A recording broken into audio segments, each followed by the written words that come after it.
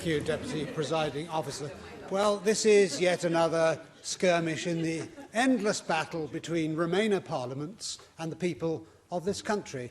And I start by reminding people that 486 members of Parliament out of 650 voted to remain, and 49 members of this Assembly out of 60 voted to remain.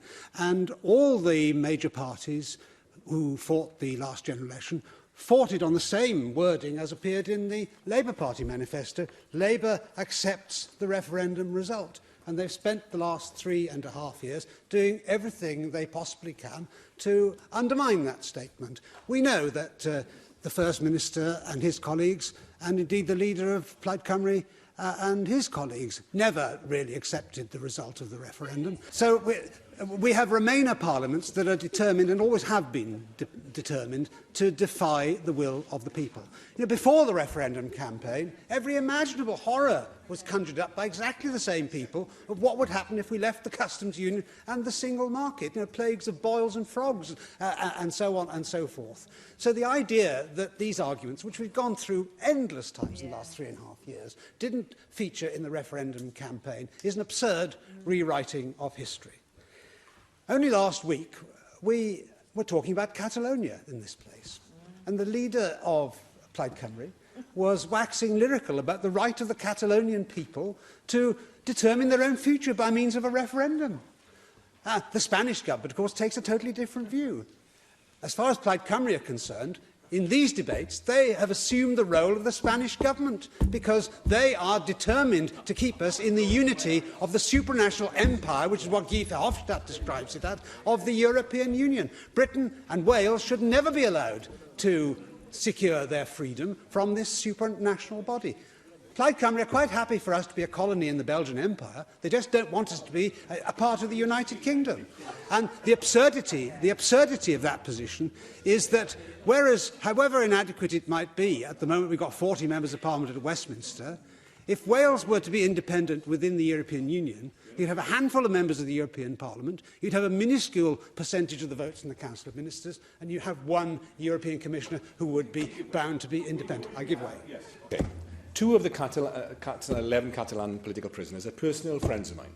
I went to Madrid Penitentiary 6 to visit them, and I asked them, what did you say to the likes of those who would say, well, look, the European Union, and I regret the response of the European Union and some of the member states, not all, including the UK government, have been terrible on this. But what would you say? He said, look, we want Wales to be there, alongside Catalonia, in the Europe of the peoples that we're trying to create. That's the future for us as small nations. We need that family of European nations where, different to this union, we will be an equal partner respected. That's the vision that we're fighting for, something you would never understand. The absurdity of the assertion that Wales would be equal to Germany in the European Union requires no further demolition, in my view. We all know the internal dynamics of the way the European Union works. I think I must move on with my speech. I must move on with my speech. Come on, give way. The honourable gentleman, whom I greatly respect, can make his own speech, but I'm going to get on with mine. This fundamentally is ultimately a question of democracy, and we cannot have a second referendum on Britain's membership of the European Union until we have delivered on the first. That is the whole point of this. And this process, this is why, as David Melding has pointed out, as a passionate pro-European, that we must respect the wishes of the people, or else we undermine the faith in democracy in our own country. And we all know that the argument over the timetable at Westminster, I agree actually that 3 days isn't sufficient to deal with the complications of a bill of this kind. But we all know that arguments over timetables are fundamentally all about extending delay indefinitely so that Britain never leaves the EU. It's Hotel California. You check out, but you can never leave. Well, the British people will get their way eventually, however long it takes. 53% of the public in Wales and in Britain voted to leave the EU. And, we can't go on like this indefinitely, denying them what they voted for. I think, like David Melding said, a general election is the way forward.